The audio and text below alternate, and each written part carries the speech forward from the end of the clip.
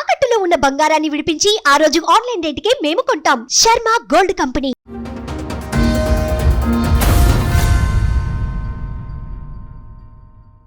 నా సమస్య వచ్చేసి నేను 2014లో పెద్దలు కుదిర్చిన సంబంధం పెళ్లి చేసుకున్నానండి. అప్పుడే కొంత పొలం ఏదో ఇస్తున్నారు నాకు. వాళ్ళ అక్క వాళ్ళకి ఉన్న అప్పుల పరంగా ఆ పొలం కూడా మీకు అమ్మేస్తాము, ప్లస్ అది కాకుండా ఇంకో 17 సెంట్లు ఉంది. ఇంతకీ ఈ పొలం ఎవరి పేరు మీద ఉంది?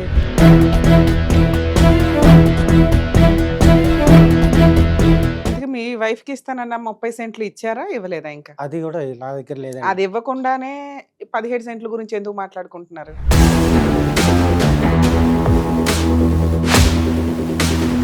ఇక వాళ్ళ తర్వాత గడువులు పెట్టడం, ఆ గడువుకు నేను ఫోన్ చేయడం, ఫోను లేపకపోవడం, వాళ్ళ అక్క వాళ్ళని నేను డబ్బులు అడగడం వల్ల తినకి కొద్దిగా బాధ అనిపించి నాతో హార్ష్గా బిహేవ్ అంటే చేసి, డబ్బులు అడగడం అంటే ఏంటి?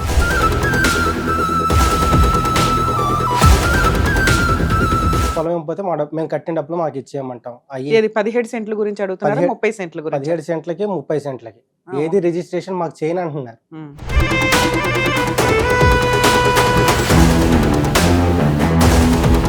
తను 2019లో వేరే వాళ్ళతో ఇల్లీగల్ అఫైర్ పెట్టుకున్న ప్రూఫ్ నాకు దొరికింది.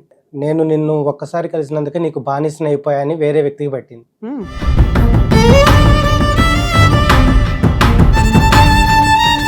మగవాళ్ళనేమో 2014 నుంచి 22 దాకా మీరు ఆ 2 లక్షలు వసూలు చేసుకోలే, కాపురం పోయే.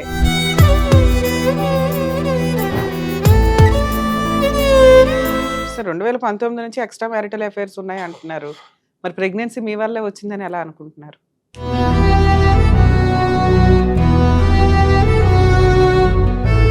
ఆ, 21 స్టార్టింగ్ లో ఒకటి పోయింది, 22 స్టార్టింగ్ లో 7వ నెలలో 2019 నుంచి వరుసగా ఉన్నాయి పాపకి. ప్రెగ్నెన్సీలన్నీ ఇప్పుడు నేనే పోగొట్టేలా బిహేవ్ చేశానని చెప్పి నా మీద 498 కేసులు.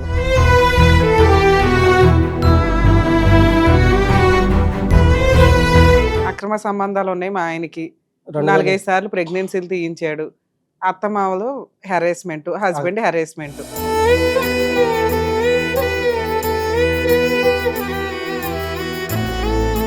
ఎక్స్ట్రా మ్యారిటల్ అఫైర్స్ కోసం భర్తను చంపేయడం, ఎక్స్ట్రా మ్యారిటల్ అఫైర్స్ కోసం భర్తను చంపేసి ఒక రోజంతా టీవీ చూస్తూ కూర్చోడు. బాబోయ్ షాక్ అవుతుంది.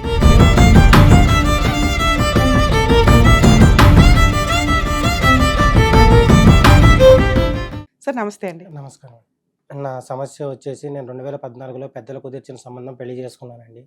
పెళ్లి చేసుకున్న అప్పుడే కొంత పొలం ఏదో ఇస్తున్నారు నాకు, అది అమ్మాయికి. మిగిలిన పొలం ఉంది, అది కూడా మీకు అమ్మేస్తాము, మాకు కొద్దిగా అప్పులు ఉన్నాయని చెప్పి ఈ అమ్మాయికి ఒక అక్క ఒక అన్న అండి. పెళ్లికి ముందు ఆయన ఇంట్లో లేడు, వాళ్ళ అన్నగారు. వీళ్ళకి ఈ అమ్మాయికి నాన్న లేరు, చనిపోయారు. సో వాళ్ళకున్న అప్పులు కూడా వాళ్ళ అక్క వాళ్ళకి ఉన్న అప్పుల పరంగా ఆ పొలం కూడా మీకు అమ్మేస్తాము, ప్లస్ అది కాకుండా ఇంకో 17 సెంట్లు ఉంది, ఆ సెంట్లు కూడా మీకే అమ్మేస్తాము. ఇంతకీ ఈ పొలం ఎవరి పేరు మీద ఉంది? మా మీ మామయ్య గారి పేరు మీద? మా అత్త వాళ్ళ అన్నయ్య పేరు మీద ఉంది, ఆయనకి ఆర్మీలో ఇచ్చారు. అది ఏడబ్ల్యూడి ల్యాండ్ ఏంటండి, అది మనకు తెలియదు. అవును, చెప్పరగా వీళ్ళు. సో అప్పుడు ఏం జరిగింది, ఆయన దగ్గర వీళ్ళు కొనుక్కున్నారా? ఆయన ఈమెకి కట్నంగా పసుపు కుంకుమ కింద ఇచ్చారు, ఆమె చెల్లికి ఇచ్చుకున్నారు. ఆమె ఉన్న 2 కూతుర్లకి కొంచెం కొంచెం ఇచ్చి అందులో ఇంకొంచెం మిగిలితే అది కూడా ఎంత సార్ మొత్తం ఎన్ని ఎకరాలు? 77 సెంట్లు మేడం. 77 సెంట్లు. 77 సెంట్లో పెద్దలుడికి 30 సెంట్ ఇచ్చాను, ఈ అమ్మాయి 2వ కూతురు కాబట్టి ఇంకో 30 సెంట్ ఇస్తాను, మిగిలింది 17 సెంట్ ఉంది. నా కొడుకు నన్ను పట్టించుకోవట్లేదు, ఇప్పుడు పెళ్లికి కూడా ఖర్చుకు డబ్బులు లేవు, అది కూడా మీకే అమ్మేస్తాను. మరి కొడుకు ఏమి ఇస్తుంది?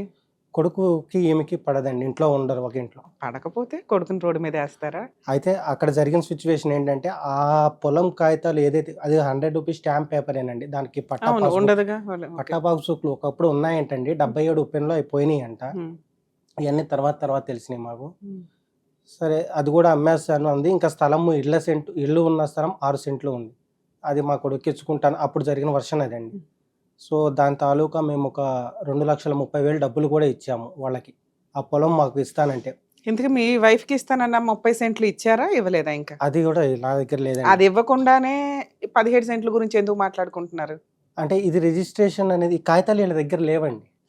ఈ కాగితాలు వేరే వాళ్ళ దగ్గర వాళ్ళ అబ్బాయి అప్పు కింద పెట్టి డబ్బులు తెచ్చుకున్నారంటే. ఇప్పుడు 30 సెంట్లు ఇస్తామన్నారు కదా, దాని మీద పొజిషన్ అన్న తీసుకున్నారా మీరు? లేదు, అంటే కవులో లేకపోతే రోడ్ వేయడం, స్థలం వేయడం, ఇల్లు వేయడం? ఒక 4-5 సంవత్సరాలు థర్డ్ పార్టీ ద్వారా కవులు మాకు ఇచ్చారండి. తర్వాత నుంచి కవులు కూడా మాకు ఇవ్వట్లేదు. ఆ కవులు కూడా ఈమె ద్వారానే మాకు ఇప్పించాడు, మా అత్తగారి ద్వారానే. అవును. అంటే ఇప్పుడేంటి ఏదైనా గొడవలు అయ్యి ఆగిపోయిందా? మీ వైఫ్‌కి మీకు గొడవలు ఉంటే కూడా అవి మన దాకా రావు. ఉమ్. సరే ఇవి ఇస్తామన్నారు అక్కడి వరకు పార్ట్. మీ ఇద్దరు మ్యారిటల్ రిలేషన్ ఏంటి? మా మ్యారిటల్ రిలేషన్ వచ్చి ఆ 14లో మ్యారేజ్ అయిన తర్వాత ఆమె నాకు 10th క్లాసేనండి నేను చదువుకున్నది. ప్రైవేట్గా ఏదో ఐటీఐ కట్టుకున్నాను. నాకు స్టడీ అంటే ఇంట్రెస్ట్ ఉండటంతో తనను కొద్దిగా ఎడ్యుకేట్ చేయాలనే ఆలోచనతో తను ఓపెన్ ఇంటర్ చదివింది. తనతో డిగ్రీ కట్టించాను, బీఏలో సూపర్. చదివించుకున్నాను. కొద్దిగా కంప్యూటర్ స్కిల్స్, టాలీ అని మల్టిపుల్ స్కిల్స్ నేర్పించి స్పోకెన్ ఇంగ్లీష్, టైపింగ్ తను వెల్ ఎడ్యుకేటెడ్ చేయాలని నా ఆలోచన. నాకు ఎలాగో లేదు, తనన్నా కొద్దిగా డెవలప్ చేయాలనిపించింది. సో అలా చదివించాను. చిన్న చిన్న మిస్అండర్స్టాండింగ్లు ఫస్ట్ నుంచి ఉన్నాయండి, ఇవి ఫైనాన్షియల్ కానివ్వండి. బట్ తనకి నాకైతే ఫస్ట్లో ఏమీ లేవు, కంప్లీట్ జీరో.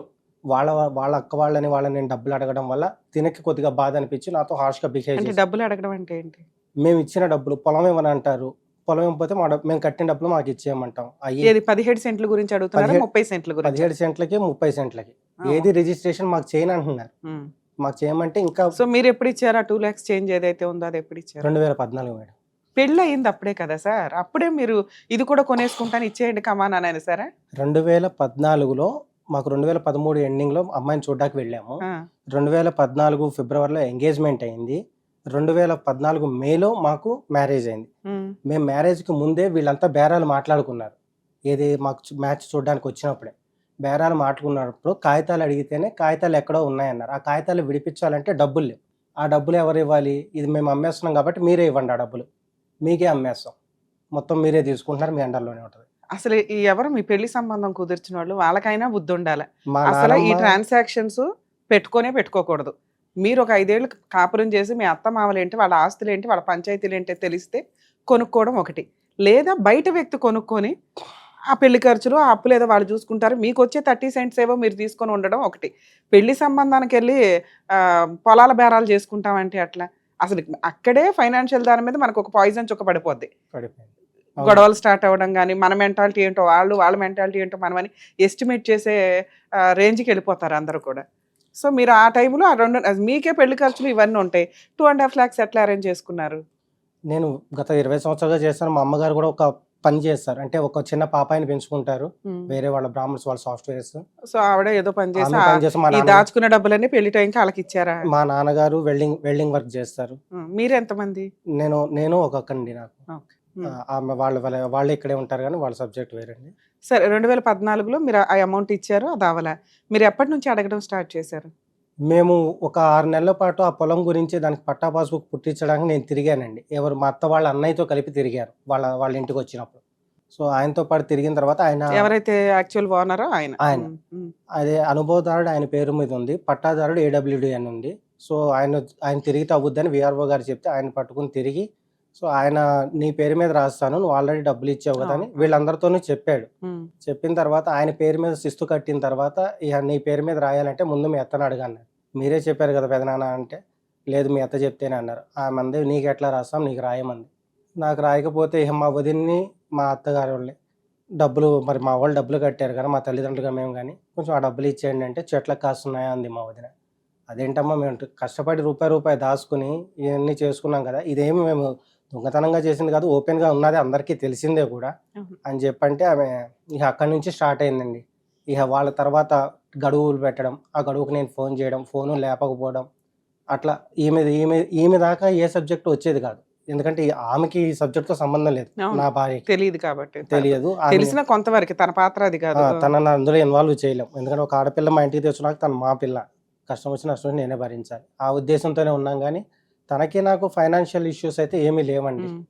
మీకు ఎంతమంది పిల్లలు? పిల్లలు లేరు మేడం. ఓకే, ఎప్పటిదాకా కలుస్తున్నారు మీ ఇద్దరు? 2022లో వెళ్ళిపోయింది మేడం తను. 14 నుంచి 22 దాకా.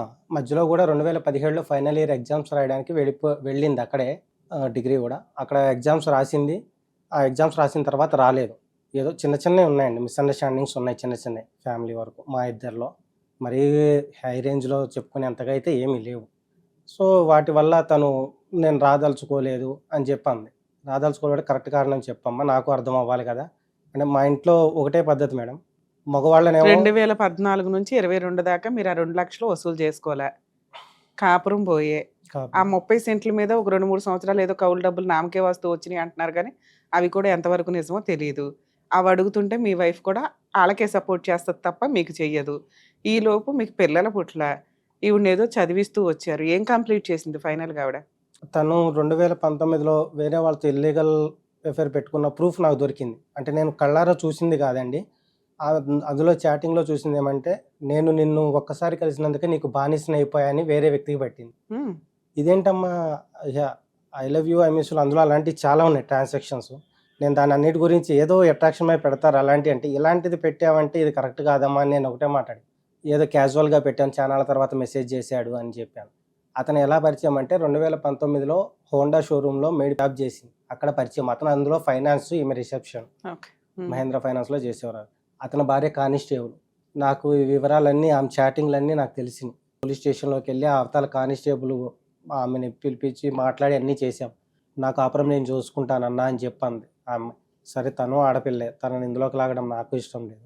నా తిప్పలు నేను పడతా ఉన్నా. నా భార్య ఫైనల్‌గా ఏమందంటే, "నువ్వు విజయవాడలో గానీ, మన ఊర్లో గానీ డైవర్స్ అప్లై చెయ్యి. డైవర్స్ ఇచ్చేస్తాను." నాకు ఎస్ఎంఎస్ వేసింది వాట్సాప్‌లో.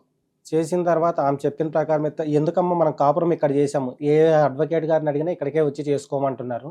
మనం ఇక్కడ సంసారం చేసాం కాబట్టి అంటే, అలా కాదు, నేను అక్కడికి రాను, హైదరాబాద్ అండి. ఎందుకు రానంది. ఎందుకు రావమ్మా అంటే, నీ మీద నాకు నమ్మకం లేనంది. సరే, నమ్మకం లేదు వదిలికొట్టుకుంటాకే కదమ్మా మనం చేసే ప్రయత్నము. నువ్వు సంసారం చేయను, విడాకులు కావాలని వెళ్ళిపోయావు 22లో. 2019లో ఒక ప్రెగ్నెన్సీ పోయిందండి. 2020 స్టార్టింగ్‌లో 6 నెలలో ఉన్నప్పుడు పోయింది. అది కూడా జర్నీ చేసింది ఇక్కడి నుంచి అక్కడికి. ఆ జర్నీ అంటే తాలూకా ప్రెగ్నెన్సీ వచ్చిందా? మీరు ఈ 12 ఏళ్లలో, 10 ఏళ్లలో డాక్టర్స్ చూడడం గాని అట్లా మ్యారేజ్ ఏమైనా? అయిన దగ్గర నుంచి ఒక 5, 6 నెలలే మెడిసిన్ వాడలేదు. తర్వాత నుంచి ఆడవాళ్ళకుండే ప్రాబ్లమ్స్ తనకుండడం వల్ల నేను గైనకాలజిస్టు వాళ్ళ దగ్గర తీసుకెళ్ళి వాడితో కంటిన్యూ వాడతానే ఉన్నాము. సార్ 2019 నుంచి ఎక్స్‌ట్రా మ్యారిటల్ అఫైర్స్ ఉన్నాయి అంటున్నారు. మరి ప్రెగ్నెన్సీ మీ వల్లే వచ్చిందని ఎలా అనుకుంటున్నారు? అంటే నాకు 2023లో తెలిసిందిగా మేడం ఈ మ్యాటర్. ఓకే. సో, ప్రెగ్నెన్సీ పోయింది 19లో. 20 స్టార్టింగ్‌లో ఒకటి పోయింది. 21 స్టార్టింగ్‌లో ఒకటి పోయింది. 22 స్టార్టింగ్‌లో 7 నెలలో 2019 నుంచి వరుసగా ఉన్నాయి పాపకి. ఆ! హ్మ్. అయితే అది నా ప్రెగ్నెన్సీలన్నీ ఇప్పుడు నేనే పోగొట్టేలా బిహేవ్ చేశానని చెప్పి నా మీద 498 కేసులు. హ్మ్. 5 లక్షలు ఇస్తే ఏ కేసు లేకుండా డైవర్స్ ఇప్పిస్తామంటారు అవతల అడ్వకేట్ గారు. లేకపోతే ఆవిడే ఫ్రీగా డైవర్స్ ఇస్తానంది అన్నారు కదా మీరు. ఉందండి ఆ చాటింగ్ అంది తర్వాత రివర్స్ అయింది. ఇప్పుడు రివర్స్. కాంపెన్సేషన్ అడుగుతుంది. అడుగుతున్నారు. ఓకే. అడుగుతున్నారు. మేము ఈ ఎంత అవ్వకముందే కోర్టుకి, పోలీస్ స్టేషన్‌లకి వెళ్ళకముందే పెద్ద మనుషుల్లో పెట్టాం. వాళ్ళ ఊర్లోనే ఉన్న మ్యాటర్స్ చెప్పి పెద్ద మనుషుల్లో పెట్టాం వాళ్ళ ఊర్లోనే. అక్కడ మాకెవరు తెలీదు. పరిచయం చేసుకున్నాం ఎళ్లి. సో, అందులో ఒక 40 ఇయర్స్ లీగల్ అడ్వైజర్ ఉన్నారు ఆయన గూడా. ఆ సార్ గూడా ఉండి పంచాయతీ చేశారు. "ఏమ్మా చేసిన తప్పేంటి? తాగుతాడా? తిరుగుతాడా? పోనీ ఏమన్నా ఉంటే చెప్పమ్మా, మేము మాట్లాడతాము. తప్పుంటే ఇప్పుడే మీ ముందే చెప్తామన్నారు." లేదండి తాగడు. ఎవరితోని తిరగడం అయితే నేను చూడలేదు. మరేంటి నీకు సమస్య అంటే, వాళ్ళ అమ్మా నాన్న దగ్గరికి వెళ్తాడండి. వాళ్ళ అమ్మా నాన్న మాట వింటాడండి. హ్మ్. వాళ్ళ అమ్మా నాన్న మీతో కలిసి ఉంటున్నారా? ఉండట్లేదండి. మరెక్కడుంటారంటే 4 సందుల అవతల అక్కడ ఉంటారండి. దానికి ఏరా బాబు అన్నారు. సార్, ఎప్పుడు నా భార్య ఉద్యోగం చేస్తుంది. ఆమె వచ్చేప్పటికి 8 అలా అవుతది. ఆ టైంలో నేను వెళ్దామంటాను. ఎందుకంటే మా అమ్మ చపాతీ చేసి రెడీగా పెట్టుద్ది తినేళ్ళమని. వచ్చి ఆ పిల్ల చేసుకోవాలనే ఉద్దేశం తప్పితే వేరే ఉద్దేశం లేదు. తనకు నేను ఒక్కడినే వెళ్ళటం డౌట్ అనిపిస్తే ఇద్దరం వెళ్దామని అడిగేవాడిని. హ్మ్. దానికి తను అంగీకరించేది. అంటే మీ మీద కూడా ఏమైనా డౌట్ ఉండేదా మీ క్యారెక్టర్ మీద మీ వైఫ్‌కి? ఒకటి క్రియేట్ అయిందండి. ఒకటి ఎలా క్రియేట్ అయిందంటే తను క్రియేట్ అయిందా నిజమా? క్రియేట్ అయింది మేడం. హ్మ్. నా దగ్గర దాని తాలూకా కూడా ప్రూఫ్ దొరికింది. హ్మ్. వాళ్ళ ఫ్రెండ్ నా ఫోటో పెట్టి వాళ్ళ ఫ్రెండ్‌కి నేనంటే ఇష్టం అన్నట్టు క్రియేట్ చేసి నా మీద పోలీస్ స్టేషన్‌కెళ్లారు. అది కూడా. నిన్ను వదిలించుకోవడానికి ఇంత మరి మాఫియా ప్లాన్ ఎయ్యాలా? నా దగ్గర ఏముందని మరి వాళ్ళు ఏం ఎక్స్‌పెక్ట్ చేసి చేశారు? ఇంతకీ ఆళ్ళ ఫ్రెండ్‌కి ఏం మెసేజ్ పంపించింది? ఆళ్ళ ఫ్రెండ్‌కి నువ్వంటే నాకిష్టము బిఫోర్ మ్యారేజ్ నుంచి అని చెప్పి మెసేజ్ పెట్టారు. హ్మ్. నా ఫోటో పెట్టారు. ఫోటో పెట్టిన తర్వాత అది కూడా ఎట్లా ఏ బిఫోర్ మ్యారేజ్? ఆవిడకి బిఫోర్ మ్యారేజా? మీకు బిఫోర్ మ్యారేజా? అది అంత ట్రాన్సాక్షన్ లేదు అందులో. బిఫోర్ మ్యారేజ్ నుంచి ఇష్టం. ఎప్పటినుంచో అసలు ఎక్కడ చూస్తారో ఆవిడ పెళ్ళైనాకే ఆవిడ ఫ్రెండ్‌ని చూస్తారు మీరు. బిఫోర్ మ్యారేజ్ అయితే వాళ్ళ ఫ్రెండ్‌ని చూడరుగా? ఈళ్ళిద్దరూ ఒకటే దగ్గర జాబ్ చేశారు. రామంతపూర్‌లోనే. ఓకే. 2017లోనో, 16లోనో. ఆ! చిన్న జాబ్ మాధవి ఎక్కి హ్మ్. ఐక్లింగ్. అందులో తను పరిచయం వాళ్ళకి. ఆ అమ్మాయి రోడ్డు మీద కలిసేది. మా సందు చివరే ఉండేది. కలిసినప్పుడు "అన్న ఏదన్నా జాబ్ ఉంటే చెప్పన్నా కొద్దిగా" అని చెప్పి అడిగేది. నేను ఆ అమ్మాయికి చెప్పేవాడిని మా భార్యకి కూడా. "ఇట్లా అడుగుతుందమ్మా తను" అని చెప్పంటే, "వద్దు ఆ అమ్మాయి నంబర్ నువ్వు తీసుకోమాక" అది అని చెప్పేది. తర్వాత వాళ్ళు మాట్లాడుకున్నారు. ఏం చేశారో నాకు తెలీదు. ఇదంతా జరిగిపోయిన తర్వాత కూడా ఆ పోలీసులు కూడా నాకు ఫోన్ చేశారు. ఎప్పుడు ఇచ్చింది కంప్లైంట్? 2021 అనుకుంటండి. 21 జనవరి సెకండ్ ప్రెగ్నెన్సీ 20 అంటే ఫస్ట్ మీ మీదే ఎలిగేషన్స్, అక్రమ సంబంధాలు ఉన్నాయి మా ఆయనకి, 2000 4-5 సార్లు ప్రెగ్నెన్సీలు తీయించాడు, అత్తమామలు హెరాస్మెంట్, హస్బెండ్ హెరాస్మెంట్. ఓకే. అన్ని రకాలుగా పెట్టారు. 21లో ఆ పోలీసులు పిలిచినప్పుడు కూడా నేను కాల్ చేసి అటెంప్ట్ చేశాను, మాట్లాడాను. సార్ నేను పలానా దగ్గర ఉంటాను, మీరు ఎప్పుడు రమ్మంటే అప్పుడు ఆ వస్తాను. కేసు విత్డ్రా చేసుకుని కలిసి ఉన్నారా లేకపోతే ఆ కేసు అసలు ఆ అప్పటి నుంచి కేసు బుక్ అవ్వలేదండి. కంప్లైంట్ వరకే కంప్లైంట్ వెళ్ళింది? వరకు వెళ్ళారు. వాళ్ళు షీ టీంకి వెళ్తారు, మీరు ఎక్కడికి వెళ్తామన్నా నేను వస్తానని చెప్పాను వాళ్ళతో కూడా. తర్వాత కొంతకాలం కలిసి ఉన్నారు మళ్ళీ? కలిసి ఉన్నాం. కలిసి ఉన్న తర్వాత సెకండ్ ప్రెగ్నెన్సీ కూడా ఇక్కడే పోయింది, హైదరాబాద్లో. ఫస్ట్ ప్రెగ్నెన్సీ ఊరు వెళ్ళటం వల్ల ట్రావెలింగ్ వల్ల. సెకండ్ ప్రెగ్నెన్సీ తను కంప్లీట్ బెడ్ రెస్ట్. అంటే మా అమ్మ వాళ్ళు గ్రౌండ్ ఫ్లోర్లో ఉంటారు, మేము సెకండ్ ఫ్లోర్లో ఉంటాం. సో మా అమ్మ వాళ్ళు ఇంట్లోనే పెట్టాం తనని. వాళ్ళ అమ్మగారు కూడా ఉన్నారు కొన్ని రోజులు. మరి అమ్మకి డాక్టర్ చెప్తారు కదా ఎందువల్ల పోయిందని. ఆమెకి ఉమ్మనీరు ఉండట్లేదని చెప్పారు. ఓకే. అప్పుడు మీదకి రాదుగా ఈ పాయింట్? లేదు లేదు కానీ పెట్టిన దాంట్లో అలా పెట్టారు మేడం. ఇంకా సెకండ్ ప్రెగ్నెన్సీ అప్పుడు కూడా మేము స్టిచెస్ వేయించాము, అయినా కూడా ఉండలేదు. అదేంటో మరి ఆమె కేసులు ఎప్పటి నుంచి నడుస్తున్నాయి సార్? నా 24 జనవరిలో నేనే డైవర్స్కి వేసానండి. ఆవిడ ఎప్పుడు వేసింది కేసులు? 23 నవంబర్ డిసెంబర్లో మమ్మల్ని విజయవాడ పోలీసులు పిలిచారు. అప్పుడు వెళ్ళాను. 24 మార్చిలో ఎఫ్ఐఆర్ బుక్ చేశారు. ఆవిడ 498 వేసింది, ఇంకా 498 ఇంకా ఏమీ మెయింటెనెన్స్ ఇంకేమీ లేదండి. మీరు ఇక్కడ డైవర్స్ వేశారు? నేను అక్కడే చేశానండి, విజయవాడలో అయితే ఇస్తాను అందుగా డైవర్స్ అని విజయవాడలో. అక్కడేమైంది ఇప్పుడు? ఇప్పుడు ఆ డైవర్స్ మ్యాటర్ అనేది ఇదే 5 lakhs ఇస్తే చేస్తాము అని చెప్పన్నారు. ఇక కౌంటర్ వేయడం కానీ ఆ ప్రాసెస్ అంతా లేట్గానే చేశారు. ఇక తిరుగుతూ ఉన్నాను మేడం. సరే, కోర్టులో కేసులు నడుస్తున్నాయి, ఇక్కడికి ఎందుకు వచ్చారు? నేను అదే మేడం, ఇక్కడ ఏమైనా పరిష్కార మార్గం దొరుకుతుంది? ఏం కావాలి మీకు? నాకేం లేదు మేడం. ఇప్పుడు మా భార్య వెళ్తూ 4 తులాల బంగారం తీసుకువెళ్ళింది. అది మా అమ్మ నాన్న పేరు మీద బిల్లు చేయించారు. వాళ్ళు కొంత డబ్బులు, నేను కొంత డబ్బులు జమ చేసి చేయించాం తనకి. నాకు పెట్టింది వాళ్ళు ఏమీ లేదు. తన ఏ చెవులు బుట్టలు ఉన్నాయి, అందులో కూడా 50% నాది, 50% వాళ్ళకి ఇస్తాను, నాది నాకు. తను జెన్యున్గా నా పొరపాటు చూపించి వెళ్ళిపోతే నేను అవేం చేసినా నేను ఎగ్రి. వాళ్ళు ఏది ఇమ్మన్నా నేను ఏదో తప్పు చేసి ఇచ్చేవాడిని. తన దగ్గర తప్పు పెట్టుకుని నన్ను ఇన్ని రకాలుగా చట్టం అడ్డం పెట్టుకుని నన్ను. ఇప్పుడు ఆవిడకి ఎక్స్ట్రా మ్యారిటల్ అఫైర్స్ ఉన్నాయి అని మీరు ఎప్పుడు కనిపెట్టారు? విడిపోయిన తర్వాత? వెళ్ళిపోయిన తర్వాతే తెలిసింది. వెళ్ళిపోయిన తర్వాత, విడిపోయినాక ఏ రకంగా తెలుస్తుంది? మీ దగ్గర ఫోన్ ఉండదు, ఏముండవు, ఆవిడ ఫోను? ఆమె చాటింగ్ ఉందండి. ఎందుకుంది మీ దగ్గర ఆమె చాటింగ్ ఎందుకుందండి? ఆమె ఒక 2023లో 2022లో తను వెళ్ళిపోయే ముందు ఒక మొబైల్ ఉంది, వివో.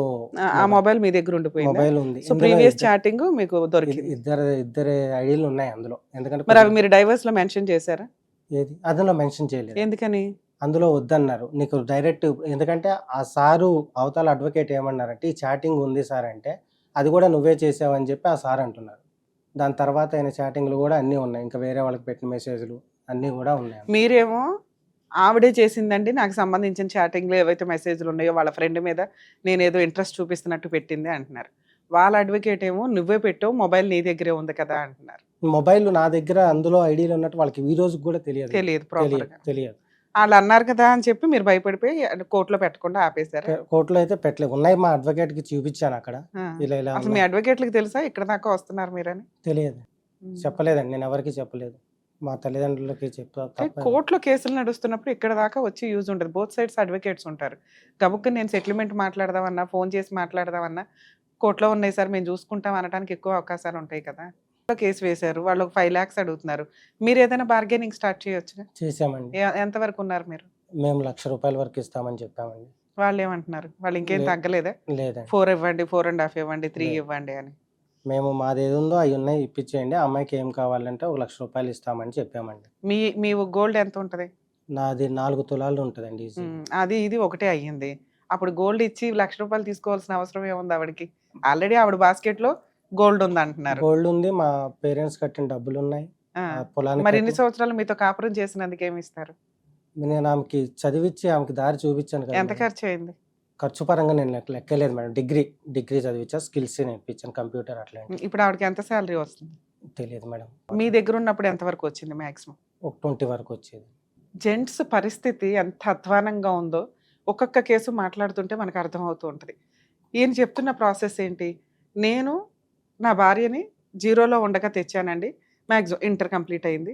నేను చదివించకుండా ఉండుంటే ఈ రోజున తను 30,000 40,000 సంపాదించేంత కెపాసిటీలో ఉండకపోవచ్చు. ఎందుకంటే వాళ్ళకున్న ఫైనాన్షియల్ దీనికి ఎవరో ఒకరికి ఇచ్చి పెళ్లి చేసేయాలనే అనుకున్నారు. అలాంటి సందర్భంలో ఒక అమ్మాయిని తీసుకొచ్చి పెళ్లి చేసుకున్నాక తను కెరియర్లో సెటిల్ అయితే కుటుంబం బాగుంటుంది, పిల్లల లైఫ్ తన లైఫ్ బాగుంటుంది అని చెప్పి తన జీవితంలో వచ్చిన ప్రతి రూపాయిని భార్య యొక్క ఎడ్యుకేషన్ కోసం త్యాగం చేసిన వ్యక్తి మన ముందు కూర్చున్న వ్యక్తి. ఏదైనా స్టోరీ గుర్తొస్తుందా ఈ మధ్య కాలంలో మీరు సోషల్ మీడియా చూస్తే? మన ఇండియా టాప్ మోస్ట్ క్రీడాకారుల్లో ఒకలైన మేరీ కామ్ గురించి మాట్లాడుకోవచ్చు మనం. ఎందుకంటే ఆవిడ స్టోరీ వింటే సడన్గా షాక్ అవుతారు. నా భర్త తర్వాత ఎవరండి, నా భర్త సపోర్ట్ తోటే నేను ముందుకు వచ్చాను. ఎందుకంటే ఆయన 20 years ఉన్న పిల్లలందరినీ చూసుకుంటూ ఆయన ఫుట్బాల్ ప్లేయర్ ఆగిపోయి ఈవిడికి సపోర్ట్ చేసుకుంటూ ప్రతి చోట ఉంటే ఈ రోజున ఆవిడ మ్యాక్సిమం సక్సెస్ అయ్యారు. కానీ ఒక సక్సెస్ అయిన ఉమెన్, జెంట్స్ సక్సెస్ అయితే వాళ్ళ వెనకాల ఒక స్త్రీ ఉంటుందని ఎట్లా అంటారో, అమ్మో చెల్లో అక్కో భార్య ఎవరో ఒకళ్ళు ఉంటారని కామన్గా అంటుంటాం కదా. అట్లాగే ఒక స్త్రీ సక్సెస్ అయ్యేటప్పుడు కూడా ఖచ్చితంగా ఎవరో ఒకరు సపోర్ట్ మ్యాక్సిమం ఉంటాయి. ఇండివిజువల్గా వస్తారు, ఎవరైనా రావడానికి అవకాశం ఉంది, కానీ మ్యాక్సిమం పర్సెంటేజ్ వెనకాల వాళ్ళ సపోర్ట్స్ ఉంటాయి. అది రికగ్నైజ్ చేయకుండా ఈ రోజున మహిళలు, ఒకప్పుడు జెంట్స్ అని హింసిస్తే ఇప్పుడు లేడీస్ హింసిస్తున్నారు. తక్కువని అట్లా ఒక సోషల్ మీడియా మనం చూసామంటే ఎక్స్ట్రా మ్యారిటల్ అఫైర్స్ కోసం భర్తను చంపేయడం, ఎక్స్ట్రా మ్యారిటల్ అఫైర్స్ కోసం భర్తను చంపేసి ఒక రోజంతా టీవీ చూస్తూ కూర్చోడు. బాబోయ్ షాక్ అవుతుంది. ఏదో ఒకళ్ళిద్దరు చంపేశారు అంత కొంచానికే మీరు మహిళలను అంటారా అన్న పర్సంటేజ్ నుంచి ఎవ్రీడే పర్సంటేజ్ పెరుగుతూ వెళ్తుంది. ఈయన అదృష్టం, ఈయన ఇంకా ఎవరితోనూ ఇది అవ్వకుండా చావకుండా బతుకున్నారు. సో అమ్మ మహిళలు రిక్వెస్ట్ చేస్తున్నాం, ఎంతో పోరాడితే మీరు బయటికి రాగలుగుతున్నారు, మనం చదవగలుగుతున్నాం, మనం టాప్ మోస్ట్కి వెళ్ళగలుగుతున్నాం.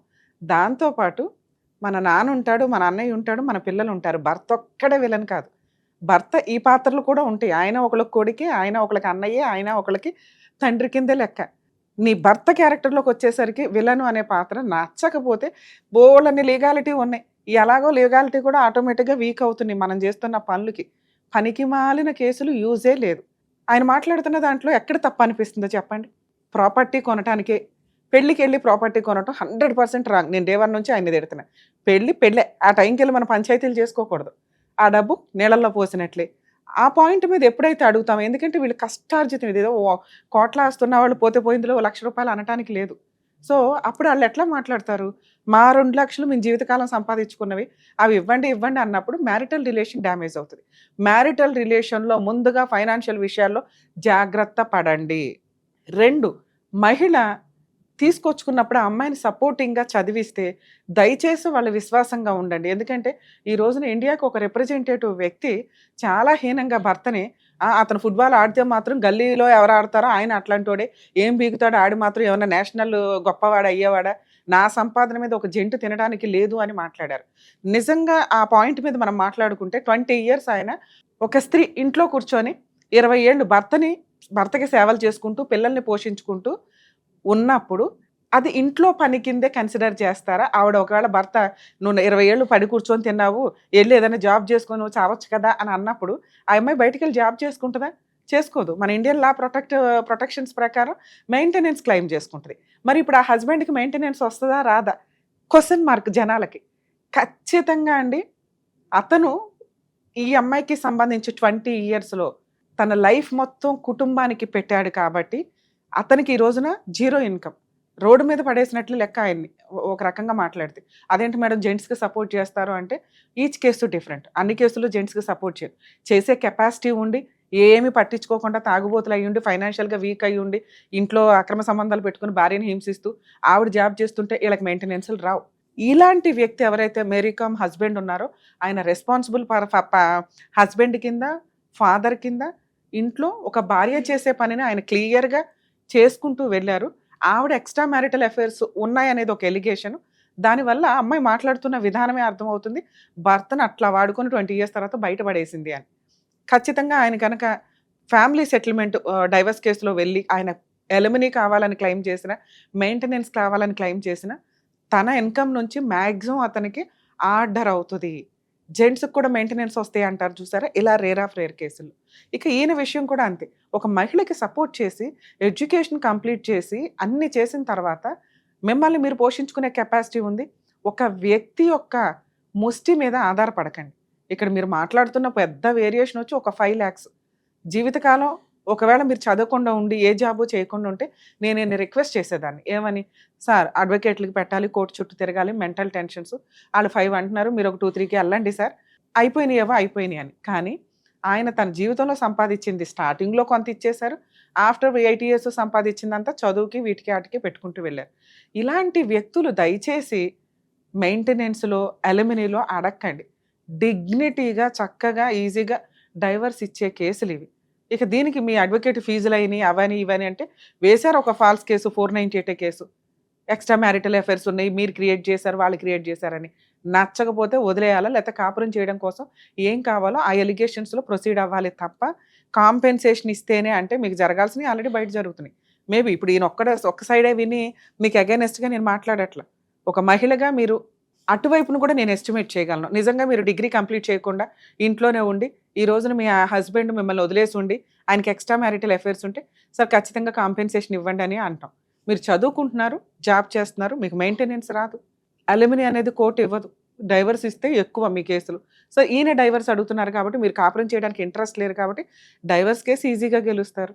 సో కాబట్టి ఇప్పుడైనా ఒకవేళ ఈ వీడియోలు ఇట్లా ఉన్న మహిళలు ఎవరైతే ఉంటారో వాళ్ళు ఇచ్చే ముష్టి కోసం వెయిట్ చేయకుండా, రీసెంట్గా మీకు గుజరాత్ హైకోర్టు కూడా ఒక స్టేట్మెంట్ ఇచ్చింది, సంపాదించుకునే మహిళలు భర్తల్ని పీక్కు తింటూ వాళ్ళ ముష్టి మీద ఆధారపడొద్దు అని. కాంపెన్సేషన్ అనేది మన హక్కుగా వసూలు చేయాలి. అలాంటిది ఒక హైకోర్టు రేంజ్లోనే ఇది ముష్టి భిక్షం కోసం వెయిట్ చేయకండి అని అన్నారు అంటే అటువంటి కేసులు కూడా ఈ రోజున కోర్టుల్లో నడుస్తున్నాయని. ప్రతి ఒక్కరికి ఎలిమినీ రాదు, ప్రతి ఒక్కరికి మెయింటెనెన్స్ రాదు, మెయిన్గా మీ వైఫ్కి సార్. సో వాళ్ళకి 5 lakhs ఇవ్వాలా వద్దా, ఇప్పుడు దాని గురించి మాట్లాడుకుందాం. యాక్చువల్గా మీతో మ్యారిటల్ రిలేషన్ అనేది బాగుంది, నేను ఈ రోజున ఫోన్ చేసి మాట్లాడడానికి ఒక అవకాశం ఉంటుంది. యాక్చువల్గా ఇక్కడ దాకా వచ్చినప్పుడు మా వంతు ప్రయత్నంగా మేము సెటిల్ చేయడానికో కోర్టుల చుట్టూ తిరగకుండా ఉంచడానికో చూస్తాం. కానీ కోర్టులో కేసులు ఉన్నాయి, మీ అడ్వకేట్స్ ఉన్నారు. ఇప్పుడు నేను ఆపోజిట్ పార్టీతో మాట్లాడినా లేదా మీ అడ్వకేట్తో మాట్లాడినా మేడం మేము కోర్టులో చూస్తాం మేడం అంటారు. మళ్ళీ అదొక పాయిజన్ చుక్కలాగా అవుతుంది. మీకు యూజ్ అవ్వాలి ఇక్కడ దాకా ఒక స్టేజ్ వచ్చినప్పుడు. ఇప్పుడు నేను ఇవ్వగలిగే సజెషన్ ఏంటంటే మోరల్ సపోర్ట్. ఇప్పుడు మీకు ఒక క్లారిటీ ఉండుంటుంది, ఈ అమ్మాయికి మెయింటెనెన్స్ రాదు, కోర్టు కాంపెన్సేషన్ ఇవ్వదు, ఇలా ఉండొచ్చు. మీరు ఇంకా న్యాయంగా ఫైట్ చేస్తున్నట్టు లెక్క. రెండోది మనం మాట్లాడాల్సింది, మేడం మరి 498 కేసు పరిస్థితి ఏంటి, నాకు ఎక్స్ట్రా మ్యారిటల్ అఫైర్ ఉందని ఒక ఎక్స్ట్రా మ్యారిటల్ అఫైర్ కదా ఒకలో మెసేజ్ ఒకటి పంపించానని చెప్పి ఎలిగేషన్ పెట్టారు, అబార్షన్స్ చేయించానని ఎలిగేషన్స్ పెట్టారు. ఇవి ఎంతవరకు ఖచ్చితంగా వీటిని కోర్టు కన్సిడర్ చేయరు సార్. మీకు అవి విన్నప్పుడు భయం వేయొచ్చు, ఆ ఎలిగేషన్స్ ఏవైతే ఉంటాయో అవి. కానీ కోర్టుకి తెలుస్తుంది, ఆపోజిట్ అడ్వకేట్కి తెలుస్తుంది, మీ అడ్వకేట్కి తెలుసు. నిజం ఎప్పుడూ నిజమే. ఒక వ్యక్తి పిల్లలే పుట్టకుండా 8 years నుంచి సఫర్ అవుతూ పిల్లలు పుడుతుంటే అబార్షన్లు చేయించుకుంటూ కూర్చోరు. అర్థమవుతుందా? డాక్టర్స్ దగ్గరికి వెళ్తూ ట్రీట్మెంట్లు ఇప్పించుకొని అబార్షన్ చేయించుకుంటామా? డబ్బులు ఏమైనా కుప్పలకి చెట్లకు కాస్తున్నాయా? కాదుగా. సో ఖచ్చితంగా ఇది ఫేక్. అలాగే మీ మెడికల్ రిపోర్ట్స్ ఏదైతే వాళ్ళవి ఉంటాయో అవి చూసినా ఛాలెంజ్ చేయడానికి అవకాశం ఉంది. ఇక మూడో ఆప్షను, మీరు పంపించిన మెసేజ్ గురించి. అసలు ఆ పాయింట్ చాలు మీకు డైవర్స్ రావడానికి. ఎందుకంటే నువ్వే పలానా అని చెప్తున్నప్పుడు అలాంటి వ్యక్తితో కాపురానికి రావట్లా, కాంపెన్సేషన్ ఎట్లా అడుగుతావు? అమ్మ మీ హస్బెండ్ నిన్ను ఇంత చదివిచ్చారా, నువ్వు ఫైనాన్షియల్గా ఇంత సంపాదిస్తున్నావా? అవును, అమ్మాయి అడ్మిట్ అవుతుంది. ఇప్పుడు నేనేం చెయ్యట్లేదండి, ఇప్పుడు ఖాళీ అంటే నిన్న మొన్నటి దాకా చేసావుగా, పలానా 3 కంపెనీల్లో చేసుకుంటూ వచ్చావుగా, 2 కంపెనీల్లో చేసావుగా, ఇప్పుడు ఎందుకు మానేసావు? మీ దగ్గర నుంచి కాంపెన్సేషన్ వసూలు చేయడానికా, మెయింటెనెన్స్గా? కోర్టు గట్టిగా 5,000 కూడా ఇవ్వదు ఇన్ కేసు ఆ అమ్మాయి ఇప్పుడు మానేస్తే. సో మెయింటెనెన్స్ రాదు, అలిమినీ రాదు. 498 కేసు 100% మీరు గెలుస్తారు. డైవర్స్ కేసు కూడా మీరు గెలుస్తారు సార్. ఆల్రెడీ మీరు 23లో వేశారు, 2 years అయింది. మీరు చేయాల్సిన పని ఎంత ఫాస్ట్గా అయితే అంత ఫాస్ట్గా. కాంపెన్సేషన్ కోర్టునే ఆర్డర్ చేయనివ్వండి, కోర్టు ఆర్డర్ చేయరు, డైవర్స్ డిక్లేర్ అవుతాయి, తీసుకోండి, సైలెంట్ ఉండండి. 498 కూడా గెలిచే కేసు ఇది. ఎందుకంటే 99% కేసుల్లో ఎవిడెన్స్లు ఉండవు, ఏం మాట్లాడుకున్నా ఎలిగేషన్స్ మాత్రమే తప్ప. అందులోనూ చాలా మిస్టేక్స్ నడుస్తూ ఉంటాయి. సో ఈ కేసులో మీరు అన్నది, మీ గోల్డ్ మీకు ఇచ్చి ₹1,00,000 మీరు వాళ్ళు తీసుకోవడం అనేది జరగదు. ఎందుకంటే ఆల్రెడీ వాళ్ళ బాస్కెట్లో ఉంది, వాళ్ళు వాడేసుకున్నారు, తినేశారు. మీరు ఇచ్చిన డబ్బుతో చదువుకుంది, సంపాదించుకుంటుంది, తినేస్తుంది. ఇంకా ఎవరిని ఎక్స్పెక్ట్ చేయడం అనేది వాళ్ళ ఆశ. ఆ ఆశని అలా ఉండనివ్వండి. మీరు చేయాల్సిన పని ఒకే ఒక ఆప్షన్, ఆల్రెడీ 1 lakh అడ్మిట్ అయ్యారు కాబట్టి సరే గోల్డ్ ఉంచుకోమనండి, ఫస్ట్ ఇచ్చిన 2.5 lakhs ఉంచుకోమనండి, 1 lakh మ్యూచువల్ వస్తే రమ్మనండి. ఇదే ఆ 1 lakh కూడా 498 క్లోజ్ అవ్వాలి. మ్యూచువల్ డైవర్స్ ఎవిడెన్స్ సబ్మిట్ చేసే రోజు ఇచ్చేలాగా ప్లాన్ చేసుకోండి. అవ్వలేదు, తేడా నడుస్తుంది, మీరు మా వాళ్ళకి ఒకసారి కాల్ చేస్తే నేను కూడా మాట్లాడతాను, మీ అడ్వకేట్కి అబ్జెక్షన్ లేకపోతే అదర్ సైడ్ వాళ్ళతోటి. సో వాళ్ళకి అర్థం అవుతుంది. లేదు అంటే మీరు ఆరాంగా ఫైట్ చేయండి సార్. ఎందుకంటే కొంతమంది అన్న మీలాగా నిజాయితీ పరులు కాస్త ధైర్యంగా ఫైట్ చేస్తే బాగుంటుంది అనేది నా ఉద్దేశం. సరేనా? ఆల్ ది బెస్ట్ అండి. జాగ్రత్త సార్. చూసారు కదండి, జెంట్స్ ఎంతో కష్టపడి అది ఫాదర్ రూపంలో కానీ, బ్రదర్ రూపంలో కానీ, హస్బెండ్ రూపంలో కానీ సపోర్ట్ చేయడానికి వచ్చినప్పుడు ఆ వాల్యూని కొంచెం గుర్తుపెట్టుకోండి. విచ్చలవిడిగా వ్యక్తిగత స్వేచ్ఛ అని చెప్పి క్యారెక్టర్ డ్యామేజ్ చేసుకుంటూ మహిళల యొక్క ఉనికినే రేపటి రోజున డ్యామేజ్ చేస్తే, ఒకప్పుడు జెంట్స్ దగ్గర నుంచి లేడీస్ని కాపాడడానికి చాలా సంవత్సరాలు పట్టింది. కానీ ఈ రోజున సోషల్ మీడియా కానీ, జనాలకున్న అవేర్నెస్ కానీ, మనకున్న హక్కులు కొలాప్స్ అవ్వడానికి చాలా షార్ట్ టైం పడుతుంది. ఎక్స్ట్రా మ్యారిటల్ అఫైర్స్, విశ్వాసం లేకుండా బతకడం, నా లైఫ్ నా ఇష్టం, నాకు నచ్చినట్టు బతుకుతాను, సొసైటీతో నాకు సంబంధం లేదు అని అనుకుంటే చాలామందికి సంబంధించిన ఒక 10 మంది మహిళలు చేసే తప్పు మిగతా 100 మంది మీద పడుతుంది. ఆ పాపం మీ అకౌంట్లో వేసుకోవాల్సి వస్తుంది. గుర్తుపెట్టుకోండి.